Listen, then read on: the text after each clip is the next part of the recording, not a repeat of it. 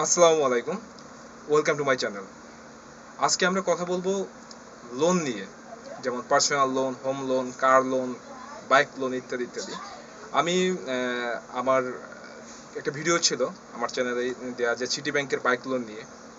আমি ওখানে দেখেছি ম্যাক্সিমাম কমেন্টস এমন ছিল যে আমরা কিভাবে লোন নিতে পারি, বাইক লোনটা কি আদৌ চালু আছে কিনা, আদৌ ওপেন আছে কিনা, এখন বা এই মুহূর্তে আপনারা চাইলে লোনটা নিতে পারবেন কিনা। আজকে আমরা এই সমস্ত সব কিছু নিয়ে কথা বলবো আপনাদের সাথে। সুতরাং আজকের ভিডিওটা খুবই ইম্পর্টেন্ট। আপনারা সম্পূর্ণ ভিডিওটা দেখবেন এবং আশা করছি আপনাদের এটা অনেক হেল্পফুল হবে।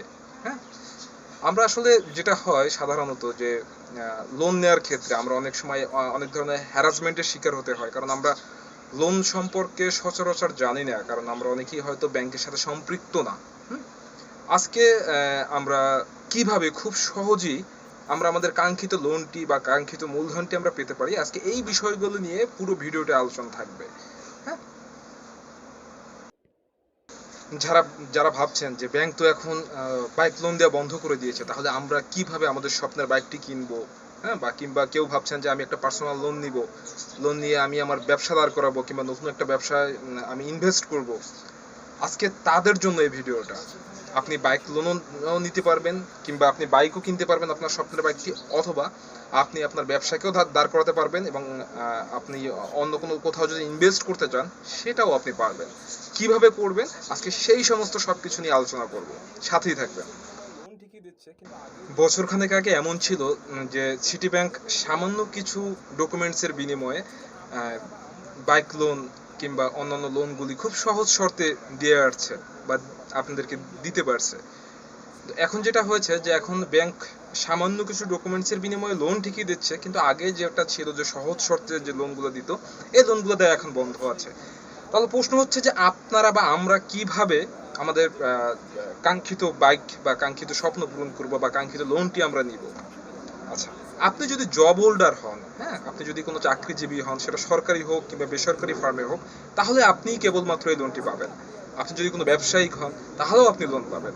হ্যাঁ, এখন আমরা দেখবো, হ্যাঁ, যে আমরা পার্সোনাল লোনের ক্ষেত্রে যেমন আপনি একটা বাইক কিনতে চাচ্ছেন, অসুবিধা নাই। আপনার যদি স্যালারি 30,000 টাকা প্লাস হয় তাহলে আপনি লোনের জন্য এলিজিবল। হ্যাঁ, 30,000 টাকা প্লাস হলে আপনি পার্সোনাল লোন নিয়ে লোনের জন্য অ্যাপ্লাই করে আপনি আপনার স্বপ্নের কাঙ্ক্ষিত বাইক নিয়ে নিতে পারেন। যেমন আমরা জানি যে পার্সোনাল লোনের ক্ষেত্রে যে কোনো ব্যাংকই সেটা 2 থেকে 20 লাখ টাকা পর্যন্ত আমরা নিতে পারি পার্সোনাল লোন।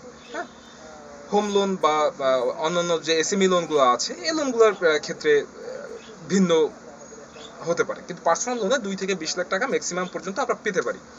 এখন আমরা এই লোনটা কিভাবে পাবো? আমরা যখন আমাদের লিগাল যে ডকুমেন্টসগুলো থাকে, আমরা এই ডকুমেন্টসগুলো দিয়ে অ্যাপ্লাই করার পরে আমরা সর্বোচ্চ 7 থেকে 20 দিন বা 25 দিন বা 1 মাস এর ভিতরে আমরা আমাদের কাঙ্ক্ষিত মূলধনটি আমরা আমাদের অ্যাকাউন্টে বা হ্যান্ড ক্যাশ বলেন, যেটাই বলেন, আমরা আমাদের কাছে পেতে পারি। এখন এই জন্য কি করতে হবে আমাদেরকে? প্রথমত আমাদেরকে কিছু ক্রাইটেরিয়া মেনটেন করতে হবে এবং আমাদের যে আমরা যে এলিজিবল কিনা সেটা আমাদেরকে বুঝতে হবে। আমরা যদি একটু দেখি যে এখানে দেওয়া আছে যে পার্সোনাল লোনের ক্ষেত্রে 2 থেকে 20 লাখ টাকা পর্যন্ত আমরা পেতে পারি এবং 12 থেকে 60 মাসের একটা ইনস্টলমেন্টে আমরা এই টাকাটা নিতে পারি। ইন্টারেস্ট রেটটা ভ্যারি করে, কারণ এখন যে অবস্থা যে প্রতি মাসে মাসে ইন্টারেস্ট রেটটা একবার জায়গায় দুইবারও অনেক সময় বেড়ে যাচ্ছে। তো সেক্ষেত্রে এটা বলা মুশকিল যে এই মুহূর্তে আপনার এটা আছে, হয়তো এক সপ্তাহ পরে এটা বাড়তেও পারে, কমতেও পারে। হ্যাঁ, এখন আমরা যদি আরেকটু বলি যে ফিচার্স ফিচার্স নিয়ে যদি বলি যে সিটি ব্যাংকের হোক বা আপনি অন্য যে কোনো ব্যাংকে হোক, কোনো ব্যাংকে হিডেন চার্জ আছে, কোনো ব্যাংকে নাই, সেটা ডিপেন্ড করে আপনি কোন ব্যাংক থেকে এটা নেবেন। হ্যাঁ, আচ্ছা, আপনাকে আমি যেহেতু সিটি ব্যাংক দিয়ে কথা বলতেছি, আপনি এক্সপিরিয়েন্স কি কি থাকতে হবে? এলিজিবিলিটির কথা যদি আমরা বলি, যে আপনাকে অবশ্যই 22 থেকে 60 বছরের মধ্যে আপনার বয়সের সীমাবদ্ধতা থাকতে হবে।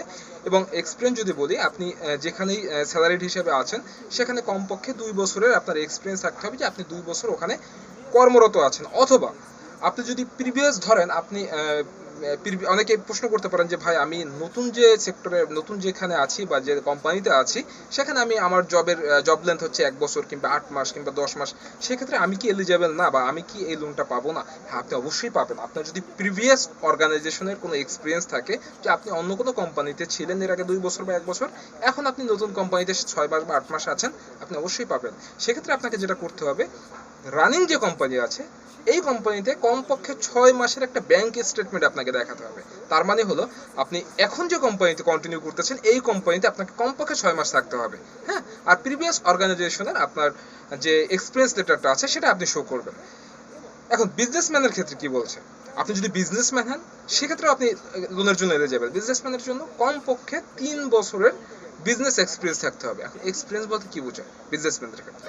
বিজনেসম্যানদের ক্ষেত্রে এক্সপিরিয়েন্স মানে হচ্ছে আপনাকে ট্রেড লাইসেন্স থাকতে হবে, 3 বছরের ট্রেড লাইসেন্স থাকতে হবে কমপক্ষে, এবং মিনিমাম একটা ট্রানজ্যাকশন থাকতে হবে, ব্যাংকে ট্রানজ্যাকশন থাকতে হবে। অবশ্যই হ্যান্ড ক্যাশ ট্রানজ্যাকশন ব্যাংকের ক্ষেত্রে এটা কাউন্টেবল না, আপনাকে অবশ্যই ব্যাংকিং ট্রানজ্যাকশন দেখাতে হবে।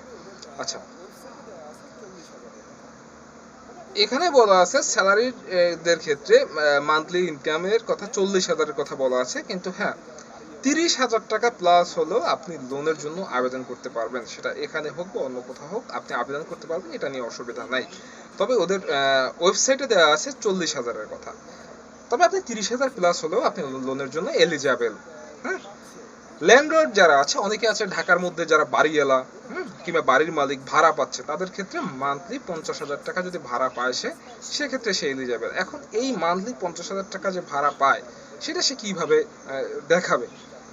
সে যে রেন্টাল ইনকামটা সে যে পাচ্ছে, হ্যাঁ, তার যে ভাড়াটি আছে তাদের কাছ থেকে যে রসিদটা নিচ্ছে, এটা হচ্ছে তার ডকুমেন্টস। যারা বিজনেস পার্সন আছে, বিজনেস পার্সনদের ব্যাপারটা একটু ভিন্ন, তারা তাদেরকে ইয়ারলি ট্রানজ্যাকশন দেখাতে হয়। হ্যাঁ, ধরেন ইয়ারলি 2 কোটি 4 কোটি 5 কোটি এরকম ইয়ারলি ট্রানজ্যাকশন দেখালে সে লোনের জন্য এলিজিবল। ডিপেন্ড করে যে সে ইয়ারলি ট্রানজ্যাকশন তার কত আছে, তার উপরে ডিপেন্ড করে যে সে কত টাকা লোনের জন্য এলিজিবল হবে।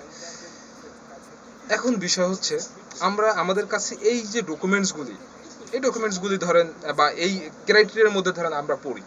এখন একটা লোনের ক্ষেত্রে বা একটা লোন নেওয়ার জন্য আমাদের কি কি ডকুমেন্টস, ব্যাংকিং যে এমপ্লয়িজ আছে বা ব্যাংকারদের কাছে কি কি ডকুমেন্টস আমাদেরকে সাবমিট করতে হবে? ফার্স্ট অফ অল আসেন, আমাদেরকে খুব বেশি না, সামান্য কিছু ডকুমেন্টসের বিনিময়ে আপনি লোনটা পেতে পারেন। যেমন প্রথম হচ্ছে ছবি। হ্যাঁ, আপনার পাসপোর্ট সাইজের ছবি দেবেন 2 কপি, আপনার এনআইডি কার্ডের একটা ফটোকপি দেবেন, ন্যাশনাল আইডি কার্ডের একটা ফটোকপি দেবেন, টিন, হ্যাঁ, ট্যাক্স আইডেন্টিফিকেশন নাম্বার আপনার টিন দেবেন, এবং এর রিটার্ন কপি দেবেন। মানে হচ্ছে আপনি ট্যাক্সটা যে জমা দিয়েছেন এর রিটার্ন কপি দেবেন। সেটা জিরো যদি দেন আপনি জিরো রিটার্নও দিতে পারবেন, অসুবিধা নাই, কিন্তু দিতে হবে। হ্যাঁ, কারণ আপনি হয়তো জানেন যে বাংলাদেশ সরকার এটা বাধ্যতামূলক করছে যে আপনার টিন এবং ট্যাক্স এটা দুটাই, মানে ট্যাক্স রিটার্ন এটা দুটাই বাধ্যতামূলক করছে। হ্যাঁ, এরপরে আসেন আপনার স্যালারি সার্টিফিকেট। আপনি যদি জব হোল্ডার হয়ে থাকেন তো সেক্ষেত্রে আপনাকে অবশ্যই স্যালারি সার্টিফিকেট দিতে হবে। হ্যাঁ, এবং এটা অরিজিনাল কপি দিতে হবে, অন্য সবকিছু আপনি ফটোকপি দিলে অসুবিধা নাই, কিন্তু স্যালারি সার্টিফিকেটটা অবশ্যই লোনের ক্ষেত্রে অরিজিনাল দিতে হবে। এরপর আসেন ব্যাংক স্টেটমেন্ট। আপনাকে লাস্ট 6 মান্থের ব্যাংক স্টেটমেন্ট দেখাতে হবে যদি আপনি জব হোল্ডার হন। অপরদিকে আপনি যদি বিজনেসম্যান হন তো সেক্ষেত্রে আপনাকে 1 বছরের জব হোল্ডার মানে ব্যাংক স্টেটমেন্ট দেখাতে হবে। হ্যাঁ, এরপরে আসেন লোনের ক্ষেত্রে আমাদেরকে অবশ্যই গ্যারান্টরের দরকার পড়ে। হ্যাঁ, এখন কিছু কিছু ব্যাংক সেক্ষেত্রে আপনার কলিগদেরকে গ্যারান্টর হিসেবে চায়, এবং নমিনি হিসেবে তার ওয়াইফ অথবা বাবা মা ভাই বোন ব্লাড রিলেটেড যে কাউকে দিতে বলে। এখন গ্যারান্টরদের কি প্রয়োজন পড়ে আমাদেরকে? গ্যারান্টারদের আপনি দেবেন ছবি দেবেন এবং এনআইডি কার্ডের ফটোকপি দেবেন 1 কপি, ব্যাস এতটুকুই। হ্যাঁ, গ্যারান্টারদের ক্ষেত্রে খুব বেশি কিছু নেওয়া হচ্ছে না বা নেয় না। যদি কোনো ব্যাংক আপনার কাছ থেকে কলিগ গ্যারান্টার চায় তো সেক্ষেত্রেও একই সেম রুলস, আপনার কলিগ গ্যারান্টারের ছবি দেবেন, এনআইডি দেবেন এবং তার অফিস আইডি কার্ডের একটা ফটোকপি দেবেন, ব্যাস এতটুকুই। এবং যে নির্দিষ্ট যে ফর্মটা আছে এই ফর্মে আপনাকে কিছু সাইন করতে হবে। সাইন করে আপনি যে মিডিয়া থাকবে কিংবা যে ব্যাংকার থাকবে আপনি ওনার কাছে ডকুমেন্টসগুলো সাবমিট করে দিলে উনি খুব সহজেই আপনার লোনটা পাস করে দিবে। যদি আপনার নিজের ঢাকার মধ্যে যদি আপনার নিজের বাড়ি হয় বা নিজের জমি থাকে, হ্যাঁ, বা ঢাকার বাইরে হোক, তো সেক্ষেত্রে আপনি যদি আপনার বাসার যদি আপনি কি বলে বিদ্যুৎ বিলের কোনো কাগজ দিতে পারেন কিংবা আপনি যদি গ্যাস বিলের কোনো কাগজ দিতে পারেন, সেটা আপনার জন্য ফার্স্ট প্রায়োরিটি থাকবে, একটু আগায় গেলেন আপনি। হ্যাঁ, এখন অনেকে চিন্তা করে যে ডিভিআর ক্যালকুলেশন নিয়ে, হ্যাঁ এগুলো নিয়ে আমি আর পরবর্তীতে আরেকটা ভিডিও বানাবো ডিভিআর ক্যালকুলেশন নিয়ে, তারপরে সিআইবি নিয়ে। হ্যাঁ, তারপর আমি একটু সংক্ষেপে বলে দিই। ডিভিআর ক্যালকুলেশন বলতে বোঝায় ডেপ্ট বার্ডেন রেশিও। এর মানে হচ্ছে আপনি এর আগে আপনার যে লোন কিংবা ক্রেডিট কার্ড যদি নেওয়া থাকে, তো সেখানে আপনার যে ইনকাম রেশিও আছে আর আপনার যে লোন বা ক্রেডিট কার্ড যেগুলো নেওয়া আছে এগুলোর সাথে ক্যালকুলেট করার পরে আপনি সামনে আরও লোন বা ক্রেডিট কার্ড বা আপনাকে যে অ্যামাউন্টটা দেওয়া হবে এটার জন্য আপনি এলিজেবল এখনো আছেন কিনা, এটা হচ্ছে ডিবিআর ক্যালকুলেশন করা হয়। হ্যাঁ, এটা সিআরএম টিম করে বা আপনি যখন কাউকে ফাইল দিবেন তারা এটা করতে পারে। গেল এটা কিভাবে করবেন কি এটা নিয়ে আমি আরেকটা পরবর্তীতে আরেকটা ভিডিও বানাবো, আপনারা দেখে নেবেন। হ্যাঁ, এবারে আসি সিআইবি। সিআইবি বলতে বোঝায় আপনার যে পেমেন্ট হিস্ট্রিগুলো, যেমন আপনার একটা লোন নেওয়া আছে বা একটা ক্রেডিট কার্ড নেওয়া আছে যেখান থেকে আপনি মান্থলি যে ইনস্টলমেন্টটা এটা আপনি ঠিকমতো পেমেন্ট করছেন না, আপনি এই মাসে পেমেন্ট করছেন, আপনি পরের মাসে লেট পেমেন্ট করছেন, পরের মাসে আপনি পেমেন্টই করেন নাই, এগুলোকে বলা হয় সিআইবি ইস্যু। আপনি যখন এই ধরনের পেমেন্ট বা ওভারডিউ থাকবে আপনার, যেমন ওভারডিউ বলতে বোঝায় যে আপনার এখন ক্রেডিট কার্ডের লিমিট আছে 50,000 টাকা, আপনি সেখান থেকে 50,000 টাকা খরচ করার পরে আপনাকে যে চার্জটা করা হয়েছে সেটা ওই 50,000-এর বাইরে হয়েছে, এটাকে বলা হয় ওভার লিমিট। এই ওভার লিমিট যদি আপনাকে ক্যারি অন করেন তাহলে আপনি কিন্তু বিএল হয়ে যাবেন। বাংলাদেশ ব্যাংক থেকে আপনাকে আর কখনোই কোনো সাপোর্ট দেওয়া হবে না। অবশ্যই খেয়াল রাখবেন যাতে আপনি লোন বা ক্রেডিট কার্ড নেওয়ার পরে বা ইউজ করার পরে যাতে এর লেনদেনগুলো মানে ডিউ টাইমে আপনি দিতে পারেন, তাহলে যেটা হবে যে আপনি পরবর্তীতে ব্যাংকিং সাপোর্টগুলো খুব ইজিলি পাবেন। ধন্যবাদ সবাইকে। আশা করছি ভিডিওটা আপনাদের উপকারে আসবে। যদি ভালো লেগে থাকে সাবস্ক্রাইব করবেন, পাশে থাকা বেল আইকনে ক্লিক করে আমাদের সাথেই থাকবেন। ধন্যবাদ, দেখা হবে পরবর্তী কোনো ভিডিওতে। ততক্ষণ পর্যন্ত ভালো থাকবেন, সুস্থ থাকবেন। ধন্যবাদ সবাইকে। আসসালামু আলাইকুম।